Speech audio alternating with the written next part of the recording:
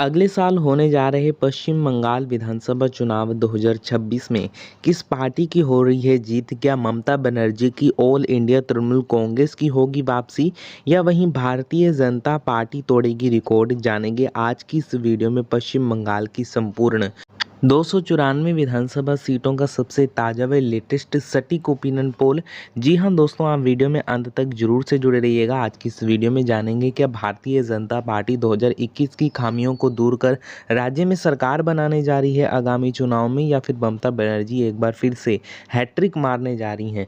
जानेंगे संपूर्ण अपडेट्स। उससे पहले अगर आपने इस वीडियो को अभी तक लाइक नहीं किया है तो इस वीडियो को लाइक जरूर से कर लें। नीचे लाल रंग का सब्सक्राइब का बटन दिखाई दे रहा होगा, लाल बटन दबाकर चैनल को सब्सक्राइब जरूर से कर लीजिएगा।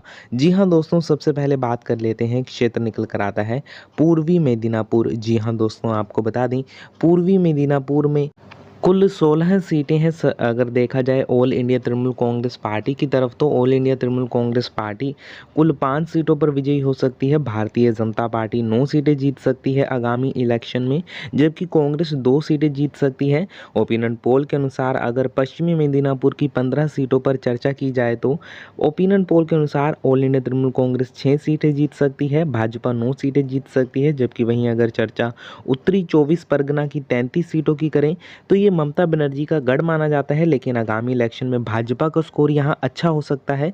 भाजपा 20 सीटें जीत सकती है, कांग्रेस 1, जबकि टीएमसी 12 सीटों पर सिमट सकती है। वहीं अगर बात दक्षिणी 24 परगना की करें तो यहां पर भी बीजेपी का स्कोर काफ़ी अच्छा माना जा रहा है, 22 सीटें बीजेपी, जबकि टीएमसी 9 सीटें जीत सकती है।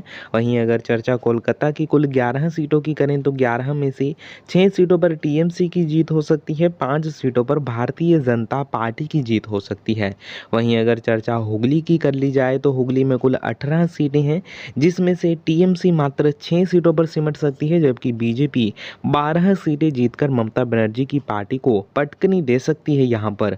जी हां, वहीं अगर अलीपुर द्वार की तरफ बात कर लें, अलीपुर द्वार में कुल 5 सीटें हैं। ओपिनियन पोल के अनुसार इन 5 सीटों में से टीएमसी कुल 2 सीटें जीत सकती है, बीजेपी 3 सीटें जीत सकती है। जी हाँ दोस्तों, इसी के साथ अगर बांकुड़ा की कुल 13 सीटों की तरफ चर्चा की जाए तो 13 सीटों में से टीएमसी 7, बीजेपी 6 सीटों पर जीत दर्ज कर सकती है। इसी के साथ ही अगर चर्चा कर लेते हैं अगले क्षेत्र की ओर तो अगला क्षेत्र है पश्चिमी वर्धमान। पश्चिम वर्धमान में कुल 9 सीटें हैं, जिसमें से टीएमसी 3, भाजपा 6, कांग्रेस 0, अन्य के खाते में 0 सीटें हाथ लग सकती हैं। अगर चर्चा कर ली जाए दोस्तों पूर्वी वर्धमान की कुल 16 सीटों की तरफ तो कुल 16 सीटों में से टीएमसी 8, बीजेपी 8, कांग्रेस 0, अन्य के खाते में 0 सीटें हाथ लग सकती हैं। इसी के साथ अगर चर्चा कर लेते हैं वीरभूम की कुल 11 सीटों की तरफ तो वीरभूम की कुल 11 सीटों में से टीएमसी 5 सीटें जीत सकती है, बीजेपी 6 सीटें जीत सकती हैं, अन्य सभी के खाते में 0 सीटें जा सकती हैं। वहीं कूच विहार की कुल 8 सीटों की तरफ बात करें तो 8 में से टीएमसी 5, बीजेपी 3, कांग्रेस 0, अन्य के खाते में 0 सीटें जा सकती हैं। इसी के साथ ही दोस्तों अगर चर्चा कर ली जाए दार्जिलिंग की कुल 5 सीटों के बारे में तो कुल 5 सीटों में से टीएमसी 2 सीटें जीत सकती है, बीजेपी 3 सीटें जीत सकती है, कांग्रेस 0, अन्य के खाते में 0 सीटें जा सकती हैं। यानी कि दार्जिलिंग में भी भाजपा मजबूत मानी जा रही है। जबकि उत्तरी दिनाजपुर में ममता बनर्जी की all India Trinamool Congress party का पलड़ा भारी बताया जा रहा है। 6 सीटें टीएमसी जीत सकती है, जबकि भाजपा 6 सीटें बीजेपी, भाजपा 3, जबकि वहीं दक्षिणी दिनाजपुर की 6 सीटों में से टीएमसी 3, भाजपा भी 3, यानी कि कांटे की टक्कर दक्षिणी दिनाजपुर में देखने को मिल सकती है। वहीं अगर चर्चा हॉटस्पॉट क्षेत्र हावड़ा की कर लें तो हावड़ा में कुल 17 सीटें हैं। ओपिनियन पोल के अनुसार यहाँ की कुल 17 सीटों में से all India Trinamool Congress party के खाते में 5 सीटें जा सकती हैं, जबकि भारतीय जनता पार्टी कुल 10 सीटों पर विजयी हो सकती है। कांग्रेस की बात करें तो कांग्रेस 2 सीटें जीत सकती हैं, अन्य के खाते में 0 सीटें जा सकती हैं। ओपिनियन पोल के अनुसार देखा जाए तो भारतीय जनता पार्टी का पलड़ा भारी माना जा रहा है। भारतीय जनता पार्टी ने पिछले इलेक्शन में 74 सीटों का इजाफा किया था। इससे पिछले इलेक्शन में यानी कि 2016 के इलेक्शन में भारतीय जनता पार्टी के पास राज्य में केवल 3 ही सीटें थी, लेकिन 2021 में जब चुनाव हुए तो राज्य में भारतीय जनता पार्टी ने रिकॉर्ड तोड़ प्रदर्शन किया, 77 सीटें जीती, जबकि ममता बनर्जी की पार्टी में भी all India Trinamool Congress party ने भी 4 सीटों का इजाफा किया और 215 सीटें जीतकर राज्य में अपनी सरकार बनाई। ममता बनर्जी वर्तमान में मुख्यमंत्री हैं और पूर्ण बहुमत है उनके पास।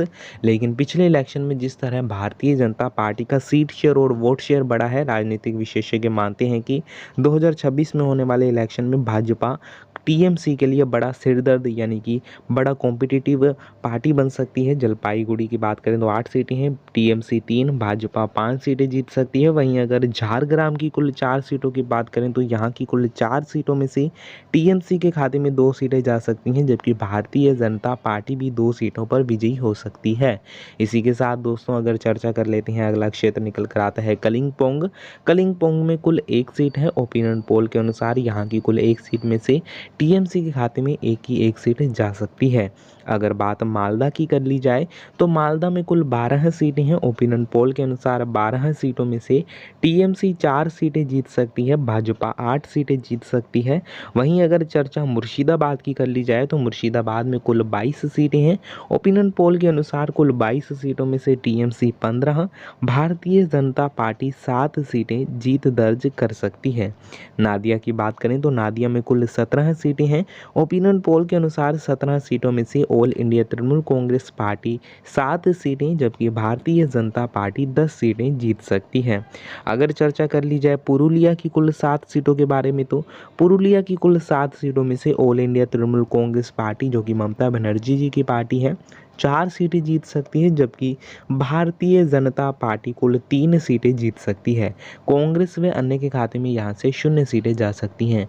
ओवरऑल देखा जाए साल 2026 के इलेक्शन की तरफ तो ओपिनियन पोल के अनुसार भारतीय जनता पार्टी अगले इलेक्शन में सरकार बनाती हुई प्रतीत हो रही है। ओपिनियन पोल के अनुसार ममता बनर्जी की पार्टी को 2026 के इलेक्शन में तगड़ा झटका लग सकता है। जिस तरह दिल्ली में भारतीय जनता पार्टी ने आम आदमी पार्टी का सुपड़ा साफ किया, उससे साफ होता है कि आने वाले इलेक्शन में भारतीय जनता पार्टी का प्रदर्शन और भी शानदार देखने को मिलेगा।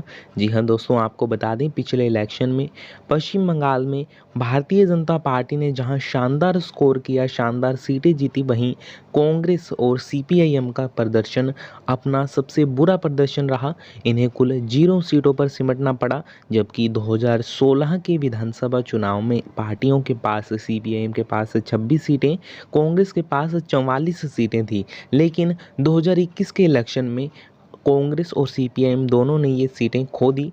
ऐसे में साफ है कि आने वाले इलेक्शन में भारतीय जनता पार्टी ममता बनर्जी के सीट शेयर और वोट बैंक में सेंधमारी लगा सकती है। इस पर आपकी क्या राय है, नीचे कमेंट बॉक्स में अपना ओपिनियन जरूर दें।